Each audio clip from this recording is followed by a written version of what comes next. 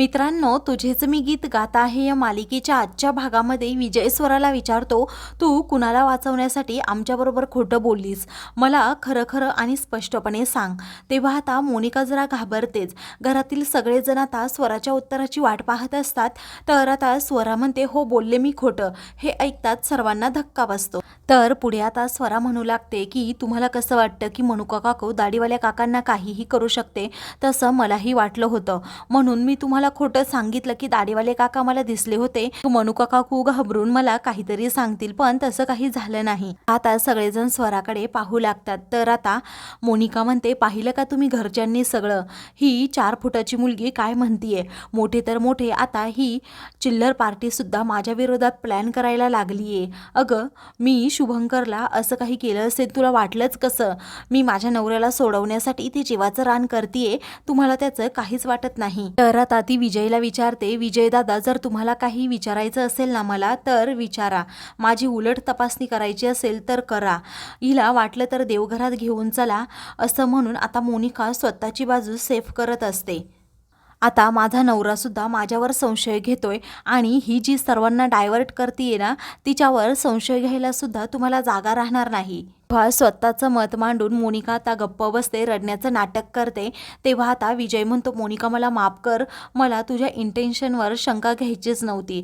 एरवीची गोष्ट खूप वेगळी आहे, कारण तू आता मल्हारला सोडवण्यासाठी काय काय करती ना हे मला माहिती. असं म्हणून तो सर्वांना बजावतो की मोनिकावर कुणीही संशय घ्यायचा नाही. तर आता मोनिका रश्मी मॅडमला म्हणते, काय हो रश्मी मॅडम, तुम्ही तर मोठ्या तोऱ्यातच माझ्याकडे आला होतात ना मला जाब विचारायला. मग आता विचारा तुम्हाला काय विचारायचं असेल ते. तेव्हा रश्मी मॅडम आता मोनिकाची माफी मागून तेथून जातात. तर मोनिका सगळ्यांकडे रागत पाहत स्वराला म्हणते, चल बाळा, तुला भूक लागली असेल ना? शेवटी यांना काय जातंय? अगं, हे फक्त माझ्याकडे संशयित वृत्तीने पाहणार. शेवटी कोर्टाने तुझी जबाबदारी मला दिली आहे म्हटल्यावर तुझ्या खाण्यापिण्याकडे मलाच लक्ष द्यायला हवं. तेव्हा आता क्षमा विचारू लागते, स्वरा बाळा, तुला काय खायला बनवू? असं म्हणून ती स्वतःजवळ आता स्वराला घेत असते. पण आता मोनिका तिचा हात हिसकावत स्वराला जवळ ओढते आणि म्हणते, क्षमा वहिनी, तुम्ही विसरलात का?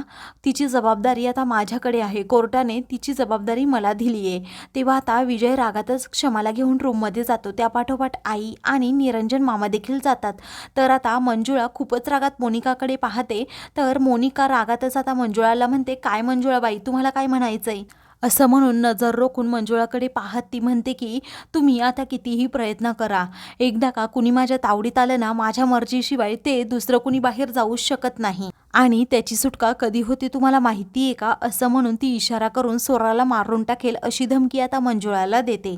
तर आता मोनिका देखील स्वराला घेऊन तेथून जाते. तेव्हा मंजुळाला खूप वाईट वाटतं. ती म्हणते, ढोलके, तुझ्या पापाचा घडा आता भरला, ही मंजुळाच तुला पुरून उरणार. त्यानंतर मोनिका रूममध्ये घेऊन आता स्वराला जेव्हा जाते तेव्हा स्वरा मागे वळून मंजुळाकडे पाहते. तर आता मंजुळाच्या तोंडावर मोनिका लगेच दार बंद करते. स्वरा मात्र रडत असते. तर आता दुसरीकडे क्षमा आणि विजय हे दोघेही रूममध्ये आलेले असतात. तेव्हा क्षमा म्हणते, तुमच्या डोळ्यावर काय झापडं लावली आहेत का? अहो, ती मोनिका सगळं काही खोटं बोलते आणि तुम्ही तिच्यावर विश्वास ठेवताय. तेव्हा मोनिकावर सारखा सारखा संशय घेत जाऊ नका, कारण मला असं वाटतंय मोनिका मल्हारची बायको आहे आणि ती त्याच्याबद्दल कधीही चुकीचं वागणार नाही. आणि सारखं तुम्ही संशय घेताना म्हणूनच तिचा इगो हर्ट होतो आणि ती पुन्हा चुकीचं पाऊल टाकते, चुकीचं वागते. तेव्हा आता क्षमा म्हणते, पण ती चुकीचं वागते हे मान्य करायला काय हरकत आहे तुम्हाला? तेव्हा आता विजय म्हणतो, तसं नाहीये. अगं, तुला समजतंय का? तूच डोळ्यावर झापडं लावली असं वाटतंय. इकडे मंजुळा आता बाहेर उभी राहून सगळं त्या दोघांचं बोलणं ऐकू लागते. तेव्हा आता विजय म्हणतो, मला तर असं वाटतंय मोनिकावर संशय घेण्यापेक्षा आपण दुसरं कुणावर तरी घ्यायला हवा, म्हणजे आपल्या नजरेत ती धूळ तर फेकत नाही ना, असं आपल्याला वाटतंय. तेव्हा आता क्षमा म्हणते, नक्की तुमचा संशय कुणावर आहे? तेव्हा माझा संशय फक्त मंजुळावर आहे. म्हणून विजय आता मंजुळावर संशय घेतो आणि रूममधून बाहेर निघतो. तेव्हा मंजुळा त्याला तेथे दिसते, पण तो आता तिच्याबरोबर काही न बोलता पुढे निघून जातो. तर आता मंजुळा शपथ घेते, काहीही झालं तरी मी स्वरा आणि मल्हार गुरुजींना काहीही होऊ देणार नाही.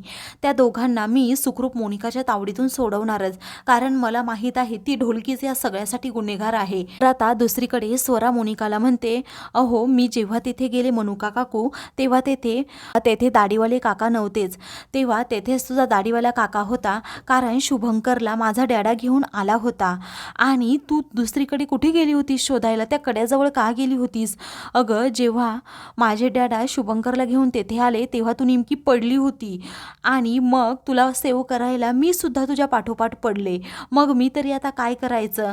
आणि त्यात संधीचा फायदा घेऊन आता डॅडाच्या तावडीतून सुटून तुझा दाढीवाला काका म्हणजे शुभंकर तेथून पळाला. आता स्वरा म्हणते, मग पुढे काय करायचं? आपण दाढीवाल्या काकांना शोधूयात ना.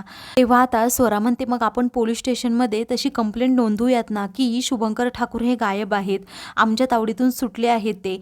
तेव्हा आता मोनिका म्हणते की असं केलं तर आमच्या दोघांवर म्हणजे डॅडावर आणि माझ्यावर संशय येणार पोलिसांना.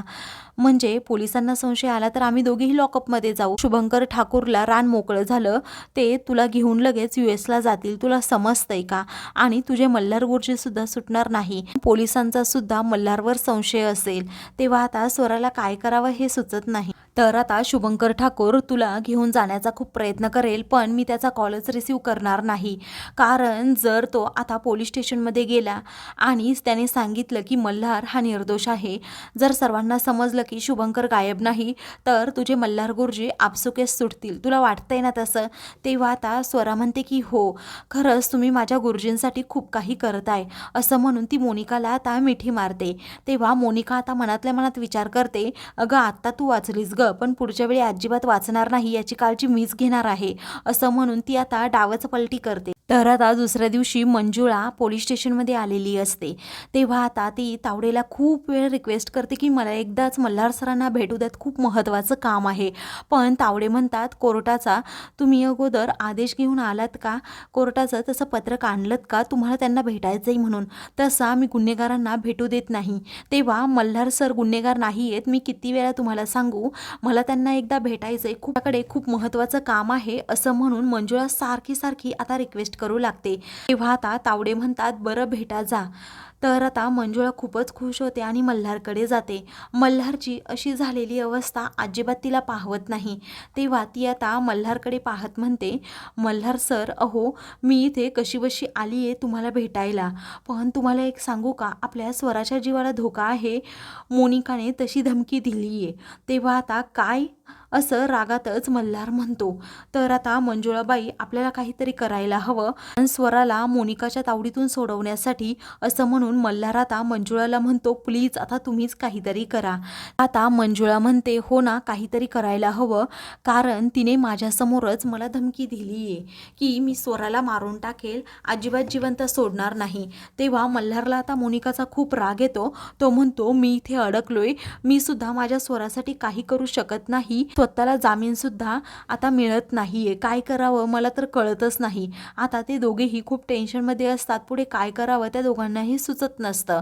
म्हणूनच मल्हार आता मंजुळाकडे एका वेगळ्याच आशेने पाहतो आणि तिचा हात हातात घेत म्हणतो की मंजुळाबाई, मी तर काही करू शकत नाही, पण तुम्ही तर करू शकताय ना, तुम्ही स्वरावर 24 तास नजर ठेवून राहणार का?